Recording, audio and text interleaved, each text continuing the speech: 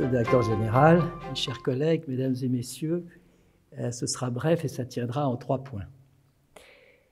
Premièrement, je voudrais très sincèrement, au nom des membres du conseil scientifique de la Fondation, remercier mon prédécesseur, le professeur Philippe Sansonetti, qui malheureusement pour des raisons d'agenda ne peut pas être présent ce soir. Je voudrais lui exprimer notre reconnaissance pour son engagement au service de la Fondation et tout particulièrement pour sa contribution à la création de ces prix que nous célébrons aujourd'hui. J'aimerais ajouter également que nous sommes particulièrement heureux qu'il ait accepté de continuer à siéger parmi nous dans ce conseil. Le deuxième point, naturellement, tient aux heureux élus de ce soir. Alors, je ne vais pas égrener leur vie, leur œuvre. Le directeur général l'a amorcé, et puis ça va être fait dans quelques minutes par 3 collègues qui vont les présenter.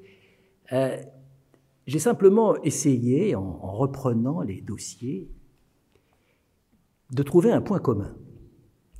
Y avait-il un point commun entre l'hypertension artérielle pulmonaire, dont Marc Imbert est un spécialiste internationalement reconnu, entre la biologie moléculaire appliquée à la virologie, qui est le domaine d'expertise d'Hélène Perret, ou avec la prise en charge plus spécifique de la douleur et de l'anxiété en pédiatrie, qui est le domaine d'excellence de Bénédicte Lombard. Alors, pour être très honnête, j'ai pas trouvé. J'ai pas trouvé de fil conducteur médical ou scientifique entre les 3 thèmes. Mais il y a quand même un point qui les réunit, et c'est la cohérence des parcours.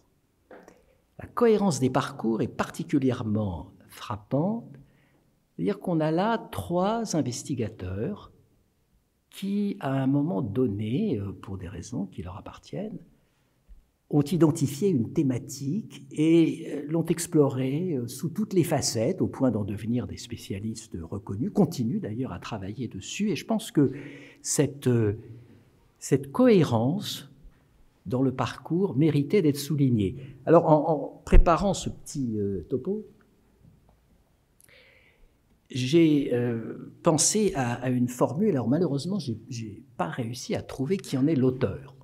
Peut-être j'aurais dû demander à ChatGPT d'ailleurs, mais je n'ai pas trouvé qui en est l'auteur, mais quelqu'un a dit un jour que dans la vie, il y a 3 types de personnalités. Il y a les passionnés, il y a les passionnants et il y a les passionneurs. Et il m'a semblé que ces 3 qualificatifs s'appliquaient particulièrement bien à nos 3 lauréats de ce soir. Et puis le 3e et dernier point, et j'y tiens, je ne voudrais pas qu'on oublie les autres. Ces 3 dossiers, ils ont été sélectionnés par le conseil scientifique parce qu'on a considéré que c'était les meilleurs. Mais c'était les meilleurs, comme l'a rappelé le directeur général, parmi beaucoup de candidatures, puisqu'on en a eu effectivement 62, tout prix confondus. Et la vérité, c'est qu'il n'y avait pas de mauvais dossiers. Il y avait des dossiers inégaux, par les thématiques, par les publications, mais il n'y avait pas de mauvais dossiers.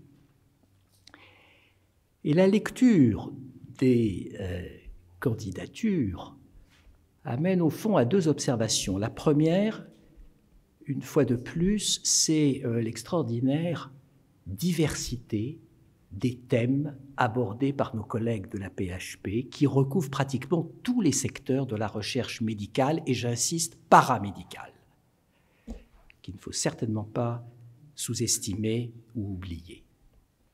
Et puis la deuxième observation, c'est là encore la constance dans les engagements. C'est-à-dire qu'on a là des collègues qui vraiment se sont appropriés une thématique, y ont consacré beaucoup d'efforts, continuent d'y travailler en cumulant donc leur activité de recherche avec leur fonction clinique.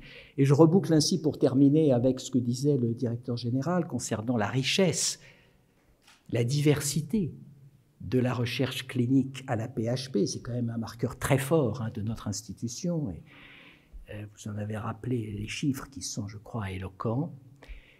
Et donc, en guise de conclusion, ce qu'on peut dire, c'est qu'à leur échelle, ces prix de la Fondation, au travers de l'analyse des candidatures, en apportent une confirmation supplémentaire et finalement assez réconfortante. Sans plus tarder, je vais passer la parole à Judith Leblanc, membre du conseil scientifique de la Fondation, pour la présentation du prix Horizon.